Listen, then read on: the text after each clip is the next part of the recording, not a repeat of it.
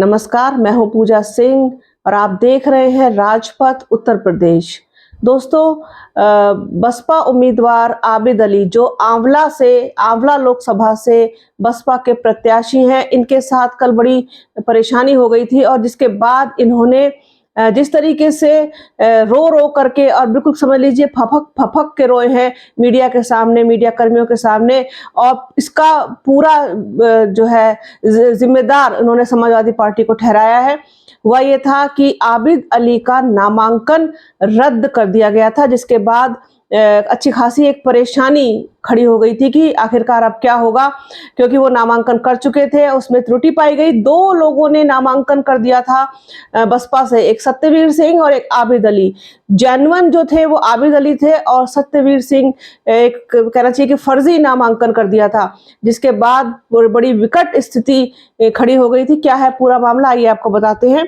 उत्तर प्रदेश की आंवला सीट पर बसपा प्रत्याशी आबिद अली का नामांकन रद्द हुआ था। आंवला से दो बसपा प्रत्याशी होने की वजह से आबिद अली का पर्चा निरस्त कर दिया गया था। हालांकि अब बसपा प्रत्याशी का पर्चा खारिज होने के बाद अप्रूव्ड कर दिया गया है। रिटर्निंग ऑफिसर सीडीओ ने बसपा सुप्रीमो मायावती के साथ वीडियो कॉन्फ्रेंसिंग की, जिसके बाद बसपा सुप्रीमो मायावती ने आबिद अली को बसपा का अधिकृत प्रत्याशी बताया। इसके साथ ही बसपा सुप्रीमो मायावती ने कहा कि कथित बसपा प्रत्याशी सत्यवीर सिंह के खिलाफ एफआईआर दर्ज करवाएं।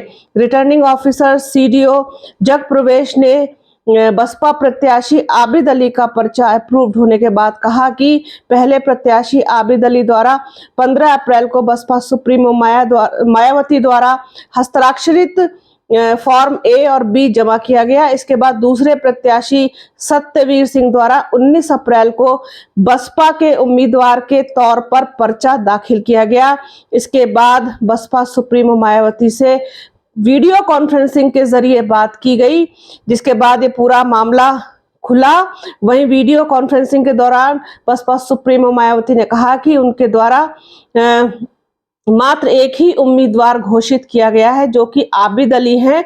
दूसरे प्रत्याशी सत्यवीर सिंह हैं, वो उनको नहीं जानती हैं। वहीं नामांकन अप्रूव्ड होने के बाद बसपा प्रत्याशी आबिद अली ने कहा कि इस तरह के लोग आपको जल्द ही जेल में मिलेंगे। वहीं इसे लेकर बसपा प्रत्याशी आबिद अली ने इस सब के पीछे सपा प्रत्याशी नीरज मौर्य का हाथ बताया और साफ तौर पर आबिद अली का कहना था कि इन सब के पीछे समाजवादी पार्टी के जो प्रत्याशी हैं नीरज मौर्य, उनका हाथ है और ये सारा षड्यंत्र उन्होंने ही रचा है। आबिद अली ने कहा कि हम इस मामले को लेकर हाई कोर्ट और सुप्रीम कोर्ट तक जाएंगे। आपको बता दें कि यूपी की आंवला सीट पर तीसरे चरण में 7 मई को वोटिंग होगी। इस सीट पर सपा ने नीरज मौर्य और बीजेपी ने मौजूदा सांसद धर्मेंद्र कश्यप को टिकट दिया है। आंवला लोकसभा सीट पर इस समय बीजेपी का कब्जा है। साल 2009 से बीजेपी इस सीट पर जीत दर्ज करते आ रही है। इसके साथ ही जब आबिद अली ने मीडिया से बात की तो वो फपक फपक कर रोने लगे और इसके पीछे पूरा हाथ समाजवादी पार्टी का बताया। समाजवादी पार्टी के प्रत्याशी नीरज मौर्य पर उन्होंने इल्जाम लगाया है कि इस षड्यंत्र के पीछे उनका ही हाथ था, क्योंकि बसपा मजबूती से लड़ रही है, ये उनसे बर्दाश्त नहीं हो रहा है और बसपा के उम्मीदवार को यहाँ से वो निरस्त करवाना चाहते थे इस तरीके का षड्यंत्र रच के। लेकिन उनका ये षड्यंत्र किसी भी कीमत पर चल नहीं पाया और बसपा सुप्रीमो मायावती को इसमें दखल करना पड़ा।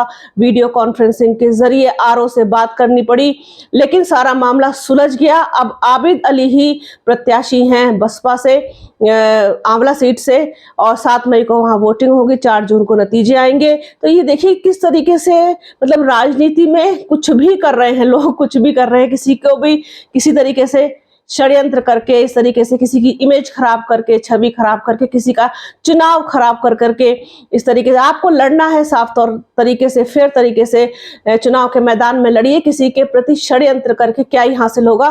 किसी को कितने भी वोट मिले, कोई किसने भी नंबर पर, इससे क्या फर्क पड़ता है? जनता जनार्दन ही सब कुछ होती है। जनता जिसको वोट देगी वो जीतेगा, नंबर 1 पे, 2 पे, 3 पे, जैसे भी होगा। ये सब कुछ जनता के हाथ में है, जिसके पक्ष में वोट पड़ेगा। मैं कभी भी किसी भी मशीन को, किसी भी चीज को मैं कभी जिम्मेदार नहीं मानती हूँ, कभी भी नहीं। हाँ, थोड़ी बहुत खराबी ईवीएम मशीन में जरूर हो जाती है, जिस तरीके से ईवीएम मशीन, क्योंकि इलेक्ट्रॉनिक मशीन है, खराब हो सकती है, लेकिन कि बेईमानी से और इससे उससे अगर इसी तरीके से होता तो आप ये देखिए कि बहुत जगहों पर चुनाव हारी भी है भारतीय जनता पार्टी, वहां ना हारती। हालांकि बेईमानी ये लोग करते हैं, बाद में जब हारने लगते हैं, इस बात को मैं मानती हूँ, एग्री करती हूँ कि जब थोड़े बहुत वोट का अंतर होता है हर जीत का, तो ये बेईमानी पर उतर आते हैं, वोट काउंट नहीं करने देते हैं या काउंटिंग रूम में बाधा डालते हैं। इस तरीके की चीजें होती हैं चुनाव में। लेकिन अगर एक बड़ा मार्जिन है, बड़ा अंतर है, तो उसको कैसे ही कोई कम करा लेगा। और इस तरीके की जो छोटी मोटी घटनाएं होती है वो होती हैं, लेकिन इस तरीके से किसी के पर्चे को निरस्त करवाने की साजिश रचना, ये बहुत बड़ी बात है। खैर, पूरा मामला सुलझ गया है, लेकिन आबिद अली ने दावा किया है कि जनता उनको सबक सिखाएगी और बसपा की यहां से जीत होगी। तो ये सोचा एक चीज थी, अब अपने दर्शकों के साथ को शेयर किया जाए। तो बने रहिए राजपथ उत्तर प्रदेश के साथ। हमारे चैनल को लाइक कीजिए, शेयर कीजिए, सब्सक्राइब कीजिए, बेल आइकन जरूर दबाइएगा। अपना और अपनों का बहुत ख्याल रखिए। जल्द मिलूंगी आपसे एक नई वीडियो में एक नए मुद्दे के साथ। तब तक के लिए जय हिंद।